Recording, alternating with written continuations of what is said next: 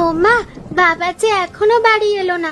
সেই সকালে কাজে গেছে, রোজ দুপুরে বাড়ি আসে। আজকে আসছে না কেন মা? বাবা কোনো বিপদে পড়েনি তো?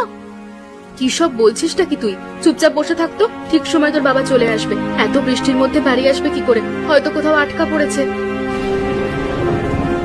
ওরে বাবা গো, কি জোরে বিদ্যুৎ চমকাচ্ছে! মা, আমার খুব ভয় করছে। আমি ঘরের মধ্যে গেলাম। ওমা দেখো, বাবা আসছে, হাতে একটা মাছ। দেখো মা, কি এনেছি, বড় ইলিশ। আজকে বাজারে সস্তায় ইলিশ মাছ পেলাম, তাই নিয়ে চলে এলাম। তুমি আগে ঘরে উঠে এসো, বৃষ্টিতে আর ভিজো না। আর এত বড় ইলিশ যে এনেছো, আমরা 3 জন মানুষ খেয়ে পারবো তো? আজকে ইলিশ বিরিয়ানি হবে। বিরিয়ানির চাল, তেল, মশলা সব কিনে এনেছি। নাও তাড়াতাড়ি রান্না শুরু করো। আজকে 3 জনে মিলে মজা করে বিরিয়ানি খাবো। আজকে যা আয় করেছো সব মনে হয় খরচ করে এসেছো। আগামী দিনগুলো কিভাবে চলবে তোমার তো সেটা মাথাতেও থাকে না। আরে বাবা, খাওয়ার জন্যই তো জীবন। ভালো যদি খেতে নাই পারি তাহলে আয় করে লাভ কি হলো বলো তো? হয়েছে, এবার গামছা দিয়ে মাথাটা মুছে ফেলো। মাথায় জল জমে থাকলে ঠান্ডায় জ্বর হতে পারে। এই সময় সবার কেমন জ্বর আসছে। একবার হলে 7 দিনের আগে কেউ সুস্থ হতে পারছে না।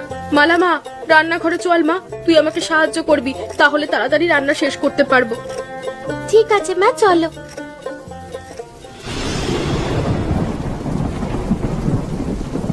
তুমিও আমাদের সাথে খেয়ে নিলে তো পারতে। বসে আছো কেন? একসাথে খাওয়ার মজাটাই আলাদা, সেটা তুমি কখনো বুঝতে চাও না। তোমরা আগে খেয়ে নাও তো, তারপর আমি খাচ্ছি। তোমাদের খাওয়া দেখলে আমার খুব ভালো লাগে। তোমার জন্য আবার বিরিয়ানি আছে তো? দেখা গেল আমাদের খাওয়া হয়ে গেল, তোমার জন্য আর কিচ্ছু থাকলো না। রান্না অনেক করেছি, তোমাদের জন্য একটু তুলে রেখেছি যাতে সকালেও খেতে পারো। অসময় আবার কে এলো? কমলা, দেখো তো কে এলো। ইলিশ বিরিয়ানি ঠিক মতো খাওয়া হবে বলে মনে হচ্ছে না। তুমি থামো তো, আমি আগে দেখি কে এলো। বিনয়, অনু, তোরা এত রাতে বৃষ্টির মধ্যে কেমন করে এলি? কেন, আমাদের দেখে খুশি হওয়াই বুঝি? এটা তো আমারও বাড়ি, তাই যখন খুশি তখন আসতে পারি। ভাই তুই এসেছিস, আমরা অনেক খুশি হয়েছি। কমলা কমলা, ওদের খেতে দাও। দেখ, তোর পছন্দের ইলিশ বিরিয়ানি রান্না করা হয়েছে। আমার আজকে কি যে ভালো লাগছে তোকে বোঝাতে পারবো না। ইলিশ বিরিয়ানি বেশ ভালো। এই নাকি তোমাদের সংসার চলে না, তাহলে ইলিশ বিরিয়ানি খাওয়া আসে কেমন করে? তুই এমন করে কথা বলছিস কেন? সংসারে অভাব আছে বটে, তাই বলে কি ইলিশ বিরিয়ানি খেতে পারবো না? দাদা, তোমাকে আমি একটা কথা বলি, আমরা এখন থেকে গ্রামেই থাকবো। শহরে বাসা ভাড়া অনেক বেশি। আমি যা মাইনে পাই বাসা ভাড়া দিয়েই চলে যায়। এখানে থাকবি সে তো ভালো কথা, কিন্তু গ্রাম থেকে অফিসে যেতে তোর অসুবিধা হবে না? তোর অফিস তো অনেক দূর। বুঝতে পেরেছি, তোমরা চাইছো না আমরা এখানে থাকি। শোনো দাদা, আমার ঘরটা তোমাদের ছেড়ে দিতে হবে। ঘরটা আমি আবার নতুন করে মেরামত করাবো। তোর ঘরে আমরা কেউ থাকি না, অনেক দূর থেকে এসেছিস, হাত মুখ ধুয়ে খেতে বস। 2 ভাই মিলে একসাথে ইলিশ বিরিয়ানি খাই। কতদিন একসাথে খাওয়া হয় না। খাওয়া হবে কি করে? পড়াশোনা করার জন্য আমাকে তো বাইরে বাইরে থাকতে হয়েছে। চাকরি পাওয়ার পরও গ্রামে থাকা হয়নি। গ্রামে তুই থাকতে চাসনি, বিয়েও করলি নিজের পছন্দ মতো। আচ্ছা আচ্ছা থাক, সব কথা নিয়ে নে, ঘরের চাবি নে, ধর ধর। অনু, চলো ফ্রেশ হয়ে আসি।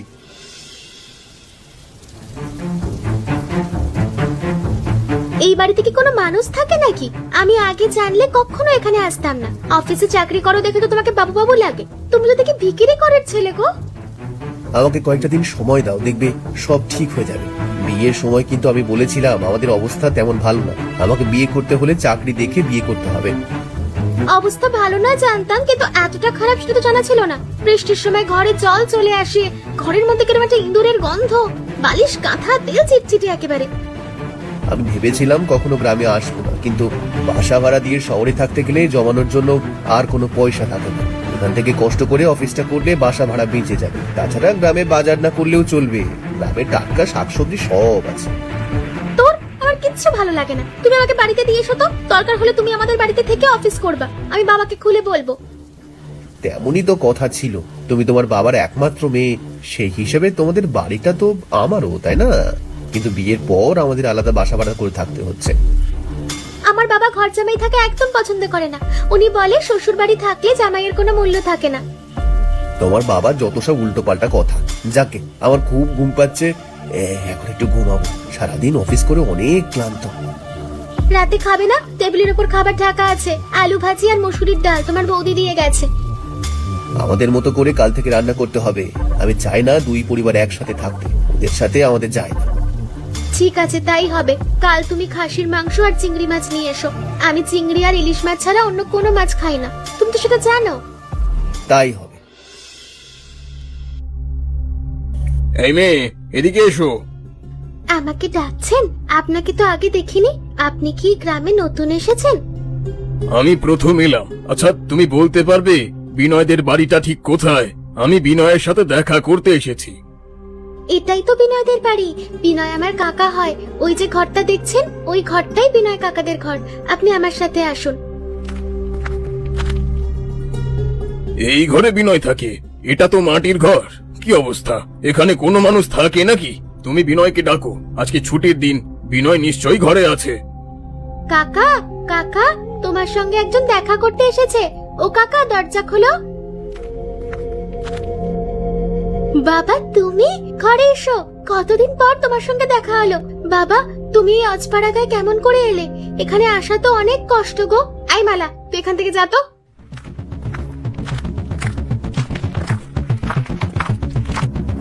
কি অবস্থা, এখানে কোন মানুষ থাকে? আগে জানলে এই ছেলের সাথে তোকে কোনোদিন বিয়ে দিতাম না। তুই আমার সাথে বাড়ি চল। বিনয়কে দেখছি না যে।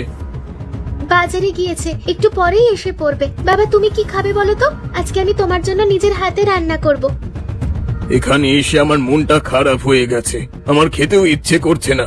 মারে, আমি তোকে এখানে রেখে যেতে পারবো না। আমিও এখানে থাকতে চাই না বাবা। এখানে আমার দমটা বন্ধ হয়ে আসছে। বিনয় আসুক, ওর সঙ্গে তুমি আলোচনা করবা, আমি চলে যাব। বিনয়কে বল শহরে জমি কিনতে, আমি বাড়ি করে দেব। খালি জমিটা কিনতে হবে। সব হবে বাবা, আগে আমি তোমার জন্য রান্নার ব্যবস্থা করি। তুমি, মনে হচ্ছে কিছু একটা হয়েছে। তোমাকে কেমন অদ্ভুত দেখাচ্ছে। তোমার হাতে ওটা কি? আজকে জমিতে কাজ করতে গিয়ে দেখো আমি কি পেয়েছি। কোদাল দিয়ে মাটি খুঁড়তে গিয়ে কি যেন বাঁধে, হ্যাঁ, তারপর মাটি খুঁড়ে দেখি একটা হাঁড়ি। হাঁড়ির মুখটা মাটি দিয়ে আটকানো ছিল। মুখটা খুলে দেখি এর মধ্যে টাকা। কি বলছো তুমি? দেখি দেখি, কিন্তু অনেক টাকা। উপরওয়ালা এবার আমাদের দিকে চেয়েছে, আমাদের আর কোনো অভাব থাকবে না। আমরা একটা পাকা বাড়ি করব, তারপর সংসারে যা যা লাগে সব এই টাকা দিয়ে করব। 1 মাসের মধ্যে আমাদের পাক্কা বাড়ি হবে। আমার কি মনে হয় জানো, বাড়ি করার দরকার নেই। বাড়ি করলে লোকে আমাদের সন্দেহ করবে। সবাই মনে করবে আমরা মনে হয় চুরি ডাকাতি করি। যে যা খুশি মনে করতে পারে, তাতে আমার কিছু যায় আসে না। আমি হাঁড়িটা নিজের জমির মাটির ভেতর খুঁজে পেয়েছি। এত টাকা কোথায় রাখবে? এই ভাঙা ঘরে এত টাকা রাখা একদম নিরাপদ না। তুমি একটা কাজ করো, খাটের নিচের মাটিতে হাঁড়িটা পুঁতে রাখো। সে হবে ক্ষণ। তোমার কাছে আমি হাঁড়িটা রেখে যাচ্ছি, আর এখান থেকে কিছু টাকা নিয়ে ইলিশ মাছ কিনবো। আজকে রাতে আবার ইলিশ বিরিয়ানি খাবো। ছোট বউ আর বিনয়কেও নিমন্ত্রণ করে এসো। ওদের নিমন্ত্রণ করার দরকার নেই, ওরা বড়লোক মানুষ। আমাদের সাথে ওদের যায় না। তুমি যে কাজে যাচ্ছ যাও, হাঁড়িটা আমার কাছে থাক। ও আরেকটা কথা, বিনয় তোমাকে দেখা করতে বলেছে। আজকে আর দেখা করতে পারবো না। আজকে আমি বাজারে গিয়ে ইলিশ মাছ কিনবো, তারপর রাজমিস্ত্রির সাথে দেখা করব। 1 মাসের মধ্যে পাক্কা বাড়ি করব, এই আমি তোমাকে কথা দিলাম। কমলা, আমি এখন গেলাম। হ্যাঁ, ঠিক আছে, সাবধানে যেও। দাদা, দাঁড়াও, তোমার সাথে আমার কথা আছে। সত্যি করে বলো, তুমি এত টাকা কোথায় পেয়েছো? কই, আমি চাকরি করে তো তোমার মতো বাড়ি করতে পারিনি। কোথায় আর পাবো বলো? এই টাকা আমার সারা জীবনের সঞ্চয়। কৃষিকাজ করে অল্প অল্প করে পয়সা জমিয়ে এ বাড়িটা করেছি। শুধু কি বাড়ি করেছো? তোমাদের চলাফেরা দেখে তো মনে হয় তোমরা সোনার খনি পেয়েছো। পোশাক, খাওয়া দাওয়া, চলাফেরা সব পরিবর্তন হয়ে গেছে। আগে পায়ে হেঁটে এখানে ওইখানে যেতে, এখন তো দেখি বাইক ছাড়া কোথাও যেতেই পারো না। আমার ভালো থাকা দেখে তোর খুব হিংসে হয়, তাই না? তোরাও তো বড় লোকের মতো চলাফেরা করিস। কই, তোদের দেখে তো আমার হিংসা হয় না। ও বাবা, আমাদের বাজারে যাওয়ার কথা, চলো আমরা বাজারে যাই। বিনয়, তোর সাথে আমার পরে কথা হবে। আমি এখন বাজারে যাচ্ছি। ছোট বাচ্চাদের সামনে সব সময় সব আলোচনা করা যায় না, বুঝলি? দাদা, তোমাকে আজ বলতেই হবে তুমি টাকা কোথায় পেয়েছো। আমাকে না বললে তোমাকে আমি কিছুতেই যেতে দিব না। এ তো মহা ঝামেলায় পড়ে গেলাম। তালপুকুরের সামনে আমাদের জমি আছে, ওই জমি চাষ করতে গিয়ে টাকা পেয়েছি। মাটির নিচে হাঁড়িতে টাকা ছিল। তাই বলো? ওই জমিটা তো আমাদের 2 ভাইয়ের, তাহলে তো টাকার ভাগ আমারও পাও না। তুমি আমাকে টাকা দিবা। কেন আমি তোমাকে টাকা দেবো কেন? টাকা আমি পেয়েছি, তাই আমি অন্য কারোর ভাগ দিতে পারি না। তুমি আমাকে টাকা না দিলে গ্রামে তোমার নামে বিচার বসাবো। শোনো দাদা, বিচার বসানোর আগে ভালোই ভালোই আমার টাকা দিয়ে দিবা। ভাই ভাই তুই এখন ঝামেলা করিস না, পরে এ নিয়ে তোর সাথে কথা হবে। বাবা, বিনয় কাকা তোমার সাথে এমন করে কেন? আমাদের পাড়ার তুলি আছে না বাবা, ওর কাকা কত ভালো, ওকে খুব আদর করে। আমার কাকা তোমার সঙ্গে ঝামেলা করে আর আমাকে তো দেখতেই পারে না। শোন মা, আমি বলছি একদিন সব ঠিক হয়ে যাবে। এখন আমরা বাজারে যাব, তারপর অনেক কিছু কেনাকাটা করব। ঠিক আছে বাবা। হনুমা, বাইরে আয়, আজকে আমি তোকে নিয়ে যাব। এই অজপাড়া গায়ে তোকে রেখে যাব না। তুমি এসেছো বাবা, খুব ভালো হয়েছে। আমি আর এখানে থাকতে পারবো না। বিনয়ের সঙ্গে বিয়ে করে আমি খুব ভুল করেছি। প্রথম যেদিন এসেছিলাম সেদিনই আমি বুঝতে পেরেছিলাম তুই কত কষ্টে আছিস। বিনয়কে বলেছিলাম শহরে জমি কিনতে, কিন্তু জমি কিনতে পারলো না। জমি কিনলে আমি বাড়ি করে দিতাম। বাবা, এখন তো সন্ধে হয়ে গেছে, আজকে রাতটা থাকো, কাল সকালে চলে যাব। অনেকটা পথ তো যেতে হবে। না না, এখানে কোথায় থাকবো? আমার পক্ষে এখানে থাকা সম্ভব না। বাবা, আপনি আগে থেকে খবর দিয়ে আসলে খুবই ভালো হতো। আমি অফিস থেকে আসার সময় বাজার করে নিয়ে আসতাম। তুমি এসেছো, খুব ভালো হয়েছে। আমি বাবার সঙ্গে চলে যাচ্ছি। এই বাড়িতে থেকে আমি আর সংসার করতে চাই না। চলে যাবে মানে কি? মানে এখানে তুমি তো ভালোই আছো। হ্যাঁ, আমার ঘরটা তেমন ভালো না, কিন্তু কিন্তু আমাকে একটা বছর সময় দিলে নতুন বাড়ি করতে পারবো। একটা বছর? বাবা, তোমাকে এত সময় দিতে পারবো না। তুমি এতদিন ধরে চাকরি করছো বটে, কিন্তু কিছুই তো করতে পারোনি। বাবা, অনু আপনার একমাত্র মেয়ে। হিসাব মতে আপনার সম্পত্তি সব অনুর পাওয়ার কথা। আপনি তো অনুকে বিয়ের পর কিছুই দেননি। দেব না এই কথা তো বলিনি। আমি তো বললাম শহরে জমি কিনলে বাড়ি করে দেব। অনুমা, এত কথা বলে কাজ নেই, তুই চল আমার সাথে। বিনয় যতদিন না শহরে জমি কিনবে ততদিন তুই বিনয়ের সাথে কোনো যোগাযোগ করবি না। কাজটা আপনি ভালো করছেন না বাবা। আমার সাথে আপনারা খুব অন্যায় করলেন। যত সব।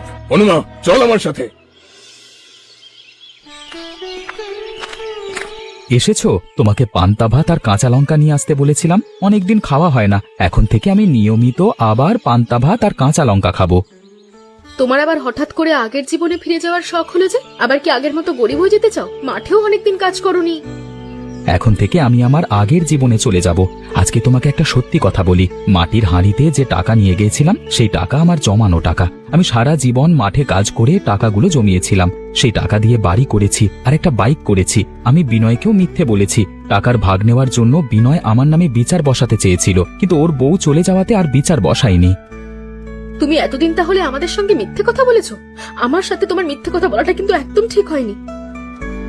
আমি যদি বললাম আমার জমানো টাকা, তাহলে তুমি বিশ্বাস করতে না। আমি মাঝে মাঝে নিজের ইচ্ছে মতো খবর করতাম বলে তুমি আমাকে বেহিসেবি বলতে। যেদিন থেকে পরিশ্রম করতাম সেদিন আমি একটু খরচ করতাম। ভাবতাম কষ্ট করা হয়, কিন্তু একটু ভালো করে থাকবার জন্য, তাই সব না জমিয়ে কিছু খরচ করতাম। নইলে আমি আরো টাকা জমাতে পারতাম। সত্যি তুমি অনেক বুঝে চলো। তোমার মতো করে কজন চলতে পারে বলো তো? ওইদিকে বিনয়ের দিকে তাকিয়ে দেখো, চাকরি করেও কিচ্ছু করতে পারলো না। জমি জমা থেকে যা আয় হয় তার ভাগ তো ওকেই দেওয়া হয়। ভাইটা আমার ঠিক মতো মানুষ হলো না, তবে একদিন ঠিক বুঝতে পারবে। সেদিন আমি ওকে বুকে টেনে নেব। বেশ বেলা হয়ে গেছে, তুমি ভাত খেয়ে নাও। পান্তা ভাত বেশি সময় ধরে থাকলে কিন্তু নষ্ট হয়ে যাবে। এখনই খাবো।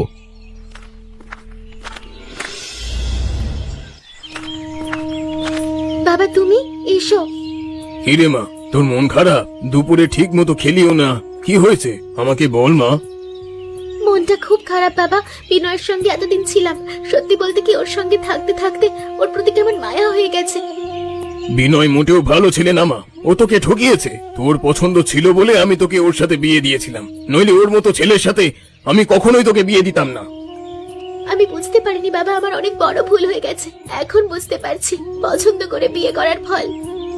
মা, আমি তোকে আবার বিয়ে দিতে চাই। আমার বন্ধুর ছেলে বড় ব্যবসায়ী, তোর কথা সব জানে, জেনে শুনে তোকে বিয়ে করতে চায়। বাবা, আমি এই মুহূর্তে বিয়ে করতে চাই না। আমার মানসিক অবস্থা খুব একটা ভালো নেই। তুমি আমাকে কিছুদিন সময় দাও। দেখ মা, এতদিন তুই যা বলেছিস আমি তাই করেছি। এবার আমার কথা শুনলে তোর ভালো হবে। বিজয় অনেক ভালো ছেলে, গাড়ি বাড়ি সব আছে, তুই সুখে থাকবি। আমি তোমার মতের বাহিরে যাব না, তবে আমাকে কিছুদিন সময় দিতে হবে। ঠিক আছে মা, আমি তোকে সময় দেব। আর একটা কথা, এইভাবে মন খারাপ করে ঘরে বসে থাকবি না, মাঝে মাঝে ঘুরতে বার হবি। আচ্ছা বাবা।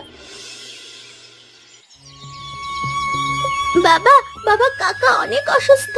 আমার সাথে কাকার ঘরে চলো বাবা। কাকা কেমন কাতরাচ্ছে। তোর কাকা অসুস্থ তুই কেমন করে জানলি? কাকার ঘরের সামনে দিয়ে যাচ্ছিলাম, তারপর দরজা খোলা দেখে আমি কাকার ঘরে গিয়েছিলাম। ঘরে গিয়ে দেখি কাকা কেমন করছে। চল তো গিয়ে দেখে আসি। বিনয়, কি হয়েছে তোর? কি জ্বরে তো গা পুড়ে যাচ্ছে। মালা, আমার ঘরে জ্বরের ঔষধ আছে, তোর মাকে বলে দিবি তাড়াতাড়ি গিয়ে ওষুধ আন। আচ্ছা বাবা, আমি যাচ্ছি। দাদা, আমার চাকরিটা নেই। চাকরি করে যা আয় করেছি সব খরচ হয়ে গেছে, এক পয়সাও জমাতে পারিনি। জমি জমা থেকে আয়ের পয়সা যা তুমি দিতে তাও খরচ হয়ে গেছে। এখন আমার উপায় কি হবে দাদা? তুই চিন্তা করিস না, আমি তো আছি।